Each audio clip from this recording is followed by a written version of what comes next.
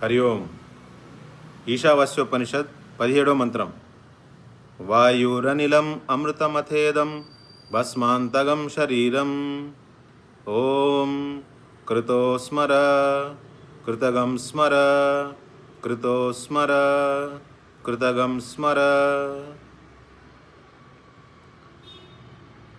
ఈ 17వ మంత్రంలో ఇప్పటి వరకు మనకి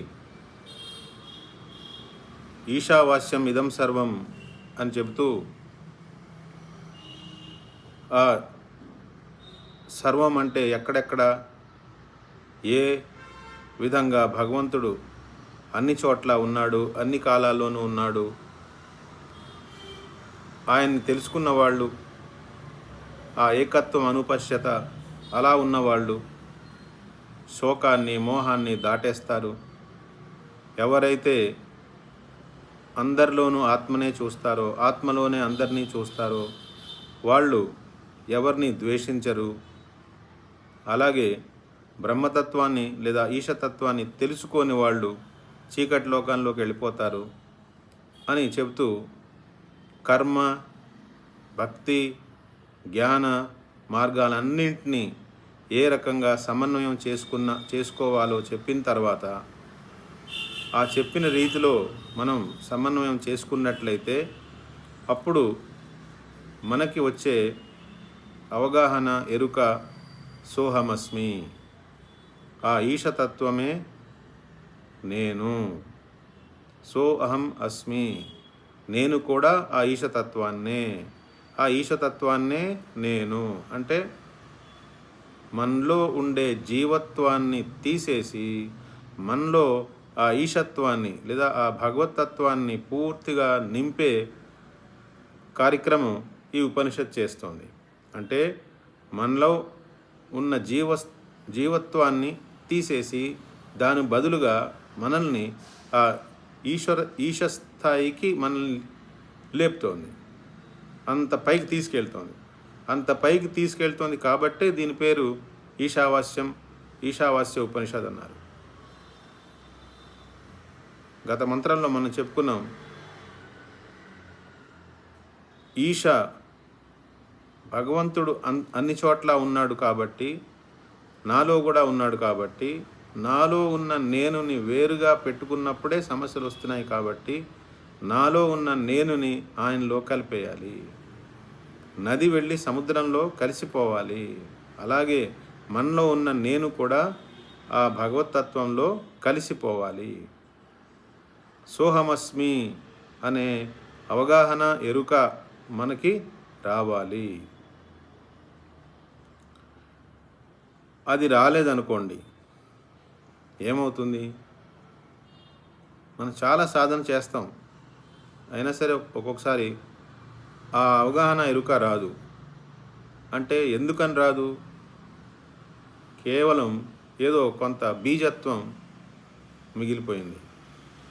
ఆ బీజత్వమే మనలో ఉన్న జీవత్వంగా మళ్ళీ దాని నుంచి మళ్ళీ పునర్జన్మ, మళ్ళీ కర్మ, ఈ చక్రం మళ్ళీ ఇంకా తిరుగుతోంది. అందుకనే అలా ఉన్నప్పుడు ఏమవుతుంది? ఏదో ఒక సమయంలో ఈ దేహం పోతుంది. మనం చెప్పుకున్నాం కదా, యముడిలా ఉంటాడని. యముడు ఈ దేహాన్ని ఇలా ఉండనివ్వడు. ఈ దేహం పోవాల్సిందే, మృత్యు రావాల్సిందే. కాబట్టి ఈ మంత్రంలో 17వ మంత్రంలో ఆ మృత్యు వచ్చినప్పుడు మనం ఎలా ఉండాలి అది చెప్తున్నారు. వాయు అనిలం అమృతం అథేదం భస్మాంతగం శరీరం. వాయు అనిలం. వాయు అంటే వాయు, అనిలం అంటే అగ్ని. వీటిల్లో ఈ శరీరం భస్మాంతగం శరీరం. అథ ఇదం, అథ అంటే ఇప్పుడు, ఇదం అంటే ఇది, భస్మాంతగం శరీరం ఇప్పుడంటే మృత్యుకాలంలో, ఇప్పుడు ఇది అంటే ఈ శరీరం ఇంకా భస్మీభూతం అయిపోయి ఏ ఏ పంచమహాభూతాలతో ఇది తయారైబడిందో మళ్ళీ ఆ పంచమహాభూతాల్లోకి కలిసిపోతుంది. వాయు అనిలం అమృతం అతేదం భస్మాంతకం శరీరం. ఓం క్రతోస్మర కృతగం స్మర, క్రతోస్మర కృతగం స్మర. ఈ దేహము పంచమహాభూతాల్లో కలిసిపోతుంది. మనలో ఇంకా బీజత్వం మిగిలిందిగా. సోహమస్మి రాకపోతే ఇంకా బీజత్వం మిగులుతుంది. ఆ బీజత్వం మిగిలినప్పుడు ఏమవుతుంది? దానికి మళ్ళీ పునర్జన్మ ఉండాలి. అది ఎక్కడికి పోతుందో మనకి తెలియదు. కాబట్టి ఇక్కడ ఏమంటున్నారు? ఆ సమయంలో ఓం క్రతోస్మర.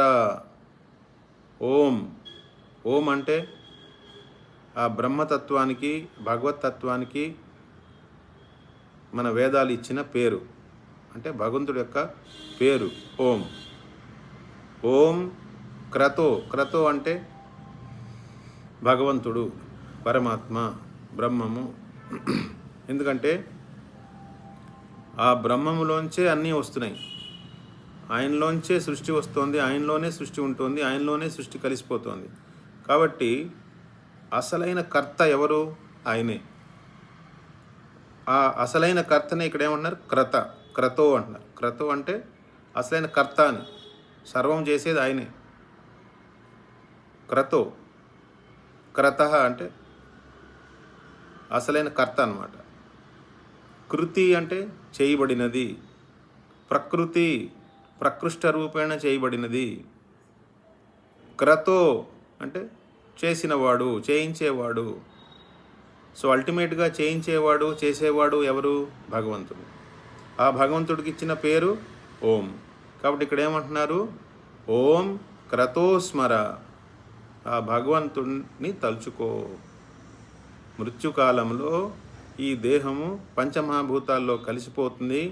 మనలో ఉన్న బీజత్వం మళ్ళీ ఎక్కడో వెళ్ళి మళ్ళీ ఎక్కడో పుట్టాలి, మళ్ళీ ఆ జ్ఞానాన్ని సంపాదించుకోవాలి, మళ్ళీ సాధన చేయాలి, మళ్ళీ ఆయన తత్వాన్ని తెలుసుకునేంత వరకు, ఆయన తత్వంలో మనం ప్రవేశించేంత వరకు, ఆ భగవత్ తత్వంలో మనం ప్రవేశించేంత వరకు మళ్ళీ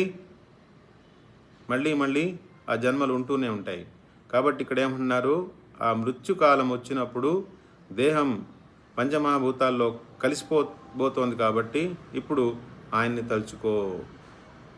క్రతోస్మర. ఓం క్రతోస్మర కృతగం స్మర. కృతగం స్మర అంటే నువ్వేం సాధన చేశావు, ఆయన తెలుసుకోవడానికి నువ్వేం సాధన చేశావు, ఏం నిష్కామ కర్మ చేశావు, ఏం భక్తి చేశావు, ఏం జ్ఞానం సంపాదించుకున్నావు అన్నీ ఒకసారి నెమరు వేసుకో, ఆయన్ని తలుచుకో. అదే 2 సార్లు చెప్తున్నారు మనకి. క్రతోస్మర కృతగం స్మర.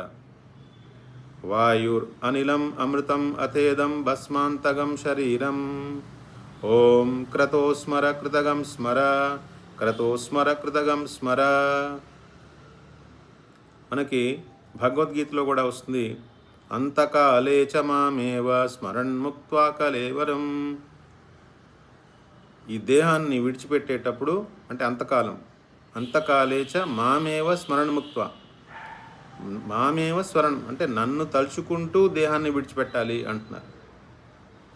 చూడండి, కర్మ చేస్తున్నప్పుడేమో మాం అనుస్మర యుద్ధచ అన్నారు. నన్ను స్మరించుకుంటూ యుద్ధాన్ని చేయాలి అంటే నన్ను స్మరిస్తూ కర్మం చేయమన్నాడు. దేహాన్ని విడిచిపెట్టేటప్పుడు కూడా అంతకాలేచ మామేవ స్మరణం అంటే అంతకాలంలో కూడా అన్న. అంతకాలేచ్చ అంటే ఏంటి? కూడా. అంతకాలంలో కూడా ఎలా గుర్తుపెట్టుకుంటాం? జీవితకాలం అంతా ఏది గుర్తుపెట్టుకుంటామో అదే అంతకాలంలో గుర్తుకొస్తుంది. అందుకే కృష్ణ భక్తులు ఒక చక్కటి ప్రార్థన చెప్తారు.